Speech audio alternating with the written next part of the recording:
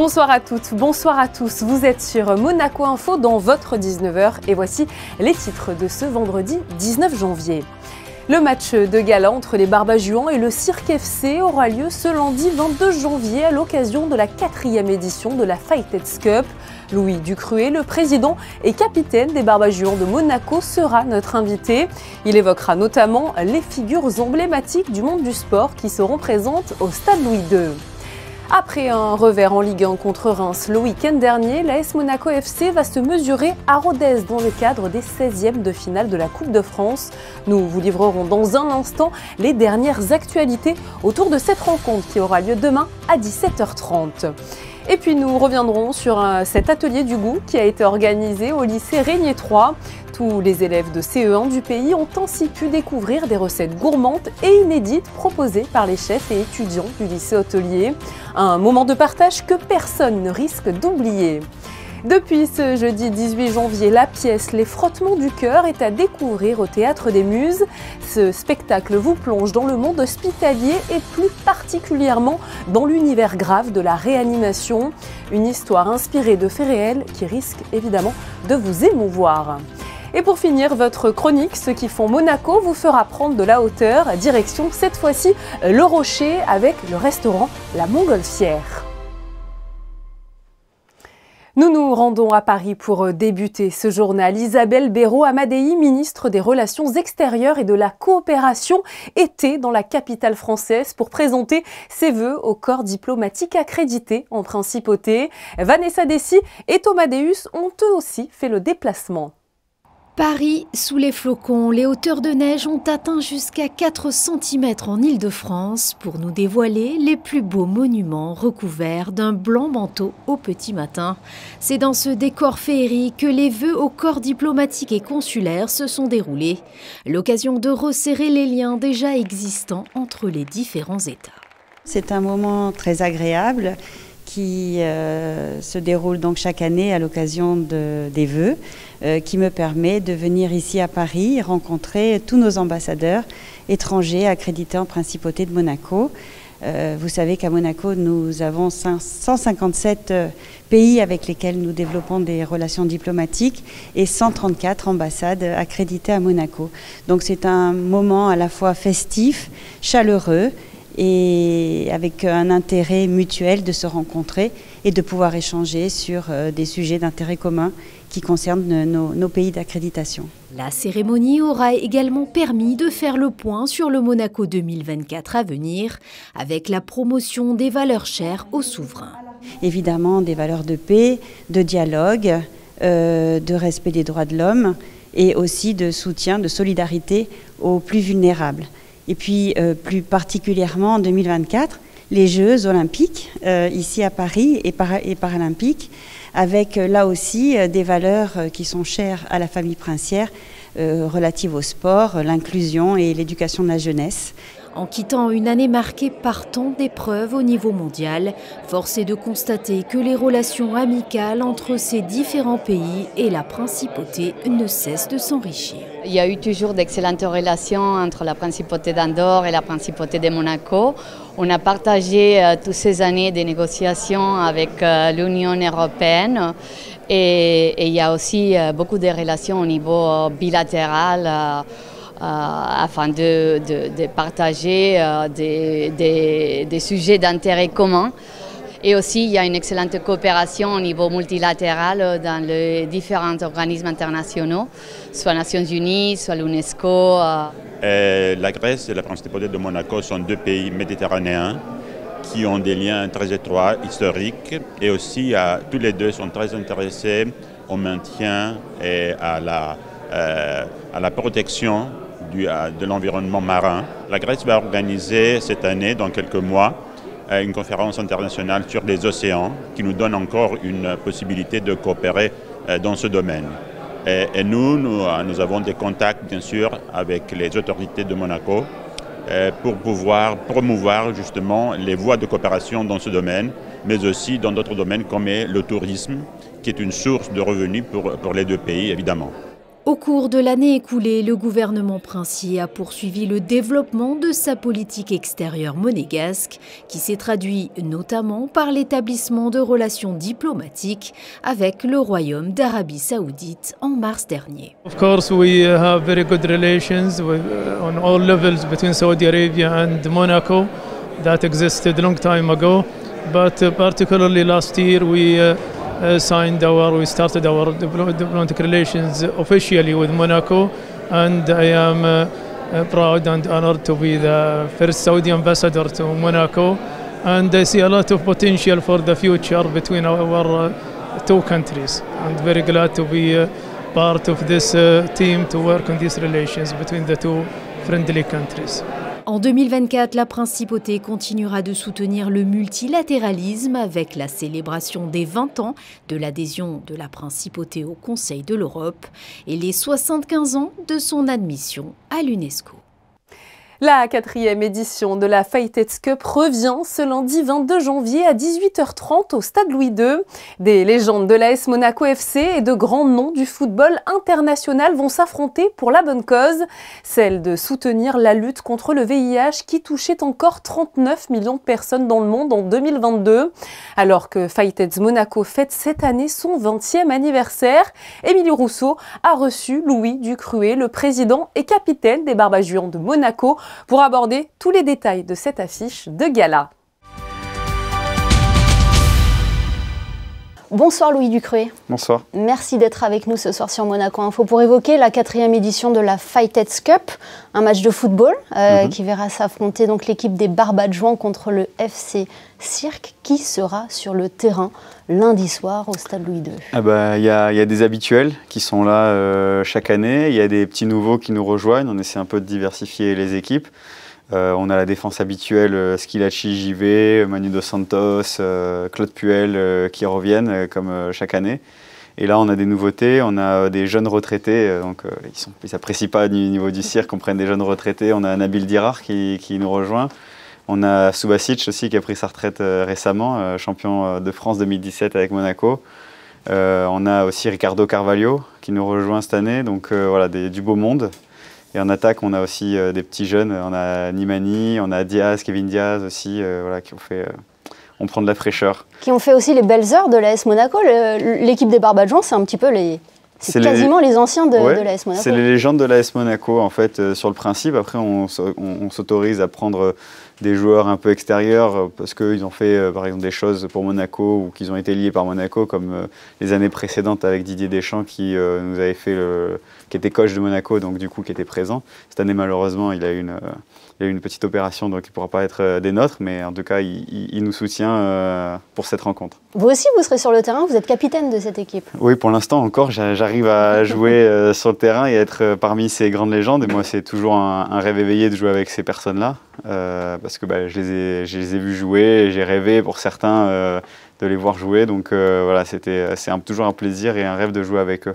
Et comment on arrive à attirer d'aussi belles légendes du football européen au Stade Louis II ?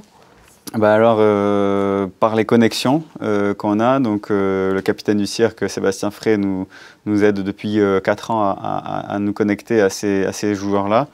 Ils répondent à chaque fois vraiment présents et en plus, après il y a le bouche à oreille qui se fait parce que les joueurs ils apprécient, parce que c'est vraiment un match de légende, il y a de l'intensité, il y a de la compétition.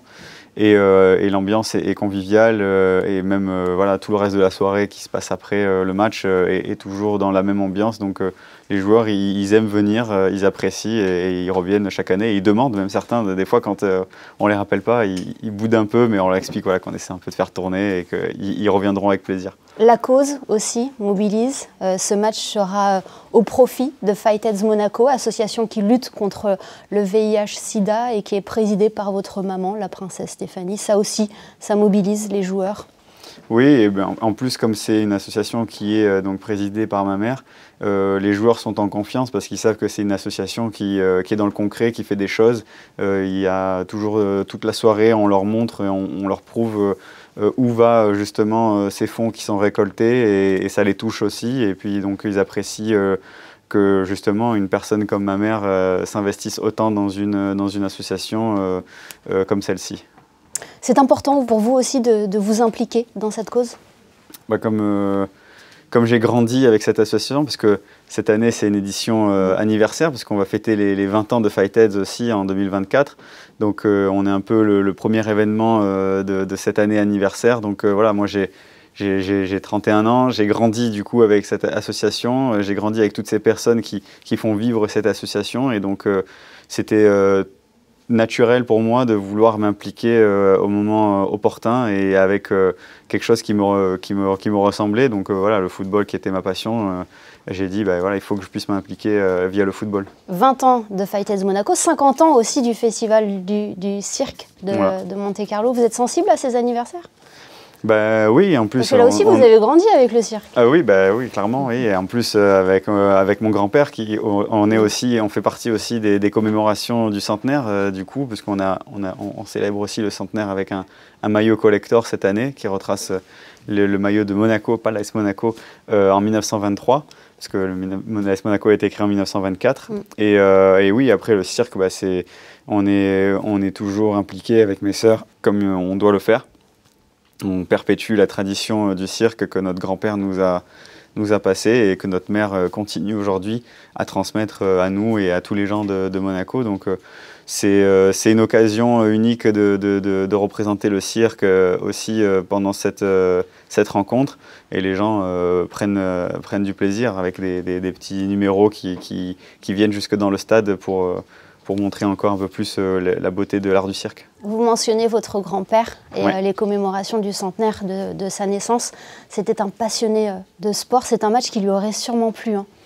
Ah, certainement, oui. En plus, il aurait été à fond derrière les deux équipes parce que son corps aurait balancé entre le cirque et les Barbadjans. C'est compliqué parce qu'il y a l'équipe de votre oncle, l'équipe du prince Albert II, et l'équipe de votre mère, celle de la princesse Stéphanie. Il y a une petite rivalité entre frères et sœurs, du coup, ou pas du tout? Oui, parce que même avant, quand le match était pas aussi gros avec un match de charité, il y avait déjà une rivalité avec ma mère qui gagnait pendant des années, mon oncle qui s'est renforcé avec des anciens joueurs pros déjà à l'époque. Où après forcément il faisait que gagner. Donc quand on a créé ce match-là, ma mère a été contente parce qu'elle a gagné 2 années d'affilée, parce que justement on a renforcé l'équipe du cirque avec des pros aussi. Mais voilà, cette année on va essayer de conserver le titre au niveau des Barbadjans, ce qui va être compliqué vu l'équipe du cirque cette année. Donc voilà, ça va être un challenge. Le rendez-vous est pris donc, c'est bien écrit sur l'écran, lundi à 18h30 au stade Louis II. On rappelle le prix des places, 10 €. 10 € et gratuit pour les moins de 12 ans. Et l'intégralité des bénéfices sera reversée à Fightheads Monaco. Merci infiniment Louis d'avoir été avec nous. L'année dernière, Rodez avait réalisé un exploit en Coupe de France de football en s'imposant au stade Louis II face à Monaco. Cette année, les deux formations se retrouvent pour les 16e de finale dans le stade Paul Lignon de Rodez. Sauvé lors de la dernière journée de Ligue de l'an passé, le club ruthénois a surfé sur cette dynamique pour réaliser, c'est vrai, une très bonne entame de championnat. Mais alors, comment les Rouges et Blancs appréhendent cette rencontre? Je vous propose d'écouter l'avant-centre monégasque Folarin Bolagun à l'occasion des conférences de presse d'avant-match. I understand the nature of cup football. It's been seen in the past where big teams can go to smaller teams and they can lose. So I respect cup football, and I realize that this will be a difficult game, and the same thing that we learned in the game with Rennes. If we don't put the right intensity, life can be complicated for us going there. La rencontre entre l'AS Monaco FC et Rodez, c'est demain à 17h30 dans le cadre des 16e de finale de la Coupe de France. En basket, le joueur de la Roca Team, Mathieu Strazel, fait partie des heureux élus convoqués en équipe de France masculine. Les hommes de Vincent Collet vont débuter une nouvelle campagne de qualification européenne à quelques mois des Jeux de Paris 2024. Placés dans le groupe E, en compagnie de la Croatie, la Bosnie-Herzégovine et Chypre, les Bleus joueront leur première rencontre face à la Croatie à la Brest Arena le vendredi 23 février à 20h30. L'Euro Basket 2025 se tiendra, lui, en Lettonie, à Chypre, en Finlande et en Pologne en septembre 2025. Direction à présent le Méridien où le Monaco Economic Board organisé hier soir son traditionnel rendez-vous des adhérents. Frédéric Elion et Olivier Bonello ont assisté à cette 47e édition. Reportage. Le Monaco Economic Board compte plus de 630 adhérents. En ce moment, 2 ou 3 entreprises y adhèrent chaque semaine. Preuve que la principauté garde un tissu économique ultra dynamique. Jeudi soir, le MEB organisait au Méridien son 47e rendez-vous des adhérents avec un invité d'honneur, Lionel Galfré, qui est venu présenter le Handipact. C'est la politique que veut mener le gouvernement pour l'inclusion du handicap et la prise en compte du handicap à Monaco, pour faire en sorte que Monaco soit une terre où le handicap soit naturel et vivable.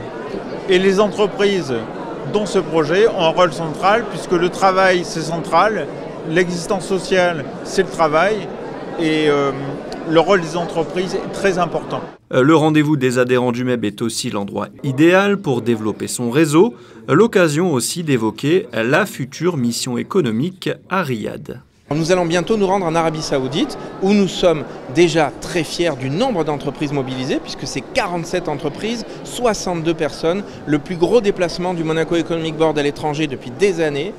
Et ce déplacement, dans la foulée de ces relations qui ont été établies avec l'Arabie Saoudite il y a relativement peu par notre souverain, nous allons établir des relations économiques durables avec l'Arabie Saoudite. Nous avons d'ores et déjà un carnet de rendez-vous plein pour nos entreprises. Et puis, je vous donne rendez-vous sur Monaco Info pour voir la suite. Cette mission économique en Arabie Saoudite se déroulera du 23 au 27 janvier. Au programme, plusieurs sessions de networking ainsi qu'une participation au e-prix de Riyad. Après ce rendez-vous des adhérents du Monaco Economic Board, je vous propose à présent dans ce journal un rendez-vous gourmand. Des élèves de CE1 ont en effet été invités au lycée Régnier 3 pour participer à un atelier sur le goût. L'occasion pour ces enfants de découvrir un nouvel univers gustatif et d'éveiller leurs jeunes papilles. Un reportage d'Émilie Terrasson et Julien Tisse. On aime goûter le topinambour, le fromage de chèvre, le cake. C'est sucré, c'est salé. C'était du salé et du sucré. Je n'avais jamais goûté. Le mélange des deux. Le topinambour et le fromage de chèvre sont mis à l'honneur pour cette semaine du goût. Toute la journée, au lycée Régnier 3, les élèves de CE1 ont assisté à 8 ateliers de 7 minutes. C'est important d'avoir le goût, du bon goût, et je pense que ça démarre dès le plus jeune âge. Vous voyez par exemple le topinambour, c'est un légume un peu oublié, et c'est important de le remettre au goût du jour. Et ça ouvre les enfants vers effectivement de nouveaux horizons. Des gâteaux et autres préparations sont à goûter. Organisée par Monaco Goût et Saveur en partenariat avec la DENJS, cette journée est le moyen de découvrir de nouvelles saveurs sous toutes leurs formes. Les 16 classes de CE1 de la Principauté sont également accueillies par des élèves du lycée qui leur proposent de découvrir leur préparation. C'est toujours intéressant de voir nos élèves dans une position où ils sont les transmetteurs de savoir et ils ne sont pas les receveurs de savoir. Ils ne sont plus les consommateurs, mais ils sont vraiment acteurs de leur formation et des connaissances qu'ils ont acquises chez nous. Pour eux, c'est surtout le moyen de s'exercer et d'acquérir de nouvelles compétences. On travaille et dans le service et dans la cuisine où on apprend tellement de choses. Comme là aujourd'hui, on ne voit jamais des enfants, généralement dans nos cours. Et là aujourd'hui, on a la chance d'être avec eux. On a pu aussi voir des chefs et on peut apprendre des nouvelles recettes qu'on ne connaissait pas avant. Cette semaine du goût rime donc avec savoir. Et comme chaque année, un petit magazine est remis aux élèves pour qu'ils puissent faire des jeux et des recettes à la maison. Au Théâtre des Muses, le spectacle de Katia Ganti transporte le public dans le monde de la réanimation. Cette pièce qu'elle a appelée « Les frottements du cœur » est un véritable voyage dans le milieu hospitalier où elle parle de sa propre histoire. Émilie Terrasson et Julien Tisse sont allés voir les répétitions.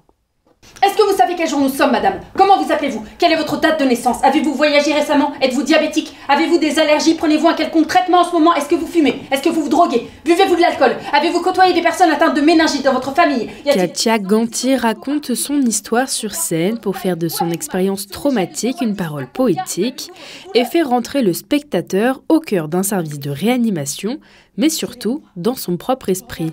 Vous allez voir ce que j'appellerais un genre d'épopée hospitalière. C'est le parcours de survie d'une jeune femme en réanimation. Et je joue tous les personnages, donc je joue la patiente, mais je joue aussi les médecins, les infirmiers, les infirmières, les proches aussi. Donc voilà, c'est une espèce d'épopée à la fois tragique, parce qu'il y a des passages quand même assez violents et ça parle d'une expérience violente, mais j'ai vraiment voulu ajouter aussi de l'humour à tout ça, donc je raconte ça avec pas mal de dérision, donc j'espère que les gens pourront aussi rire et pas seulement pleurer. On arrive en réa, madame. Va y avoir beaucoup de monde, beaucoup d'agitation, ça va être très impressionnant. C'est la première fois de ma vie que je fous les pieds dans un hôpital. La réa, je sais même pas ce que ça veut dire. Cette pièce est une véritable ode à la vie et rappelle la fragilité de l'existence, tout en soulignant l'importance de l'hôpital. Et c'est pour cette raison que le Rotary Club offre des places au personnel du centre hospitalier Princesse Grace de Monaco. Nous nous sommes associés pour inviter le personnel pour découvrir ce spectacle absolument sublime qui, d'après moi, fera du bien à tout le monde et qui donne aussi au personnel hospitalier l'occasion de se dire « Ah, vraiment, on nous aime, vraiment, on remarque tout ça ». C'est un spectacle qui peut sauver la vie. C'est une sorte de défibrillateur.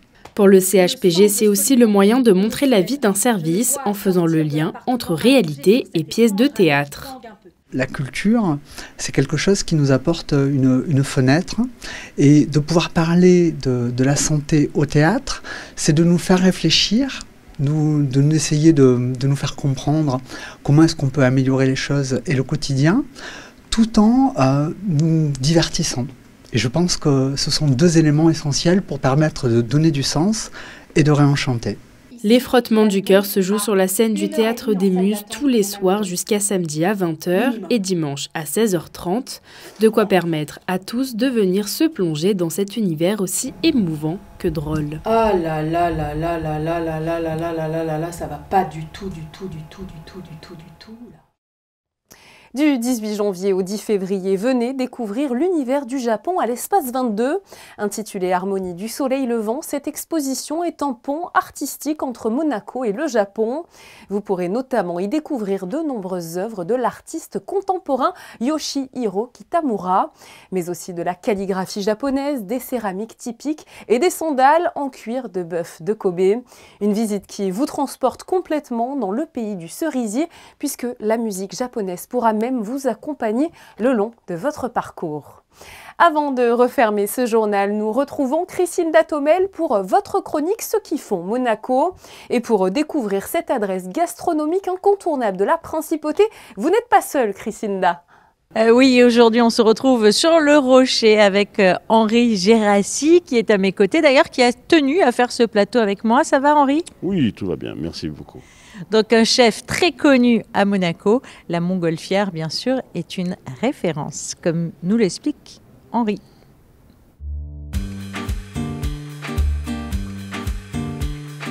Nous avons ouvert le 2 juin 2011, donc ça fait déjà 12 ans et demi. Et donc c'est vrai qu'effectivement, dans Monaco-Ville, nous nous trouvons bien en place maintenant, oui. Avec des clients locaux qui reviennent assez souvent et des gens du gouvernement et tout ça, quoi. Ouais. Et qu'est-ce qui vaut le succès de la montgolfière ? La variété des plats, je me référence avec des plats monégasques, des plats un peu des inspirations asiatiques selon mes voyages et tout ça. Et donc c'est vrai qu'on arrive à pallier beaucoup de choses.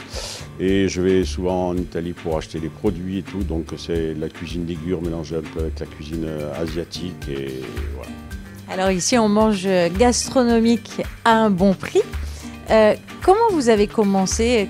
Quelles ont été vos armes ? Alors d'abord, j'ai commencé donc à l'école hôtelière de Monaco et après je suis parti sur l'école hôtelière de Menton. J'ai connu monsieur Jean Montagard qui est professeur de cuisine et ensuite il m'a envoyé chez Jean-François Sautier qui est mon maître qui est décédé récemment l'année dernière et où on avait 2 étoiles Michelin et puis après je suis monté sur Paris et voilà, j'ai fait des grandes maisons sur la Côte d'Azur, sur Paris et après je suis redescendu sur Monaco et après j'étais chef sur le Rocher déjà, où j'étais né, donc au restaurant Le Castel-Roch, et après j'ai fait des maisons particulières et un grand hôtel à Monaco, et après j'ai ouvert aussi ici avec madame. Voilà. Alors le grand hôtel à Monaco, c'est l'hôtel Hermitage. Quand vous étiez, je me rappelle en 2011 que vous avez ouvert ici à la Montgolfière, vous voulez justement un endroit qui était petit, chaleureux, intimiste. Pourquoi ? Parce que je trouvais qu'il manquait ce produit-là sur Monaco. Donc c'est vrai qu'effectivement, j'ai préféré prendre un petit restaurant pour avoir une petite maison chez moi, pour que les gens se sentent chez soi. Et voilà, qu'on soit entre amis, en famille, c'était plus sympathique que des grands restaurants aseptisés comme on fait aujourd'hui. Qu'est-ce qu'on peut vous souhaiter encore pour les prochaines années ? Pas mal de travail, j'espère. J'espère que le Rocher va un peu évoluer parce que là, on est un peu mort, quoi. Je veux dire, on est un peu les oubliés de Monaco. Donc j'espère que les gens vont nous suivre et tout. Bon, c'est vrai qu'à l'heure actuelle, il y a une petite période de crise, mais bon, je crois que ça, on va y revenir. Mais bon, c'est vrai que le Rocher doit vivre un peu plus que ce qu'il vit aujourd'hui, quoi. Plus d'animation, plus de commerce, d'attraction, quoi. Là. Donc, il faudrait éviter et avoir les magasins fermés, c'est pas terrible, quoi. De dire les magasins devraient être ouverts un peu plus tard le soir. Des restaurants un peu plus variés, puis voilà quoi, ça serait sympa.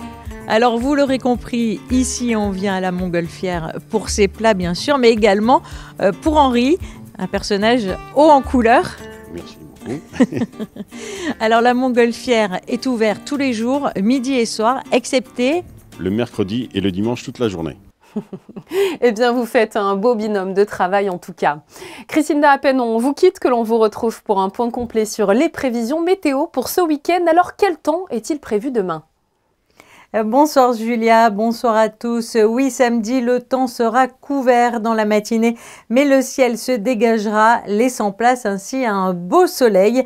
Les températures seront par contre plutôt fraîches, puisque les maximales s'élèveront jusqu'à 11 degrés et les minimales atteindront les 4 degrés. Le soleil se lèvera à 7h56 et se couchera à 17h25. Demain, nous fêterons les Sébastiens. Ce soir débute l'édition anniversaire des 50 ans du Festival du Cirque de Monte-Carlo. Créé par le prince Régnier III et après une année entière d'hommages liés au centenaire de sa naissance, nous vous proposons ce soir une série de photographies signées Charlie Gallo.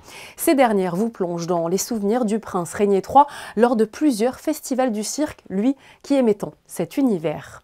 C'est tout pour aujourd'hui, on se donne rendez-vous demain pour une nouvelle édition de votre journal sur Monaco Info. En attendant, je vous souhaite évidemment de passer une très belle soirée sur notre antenne.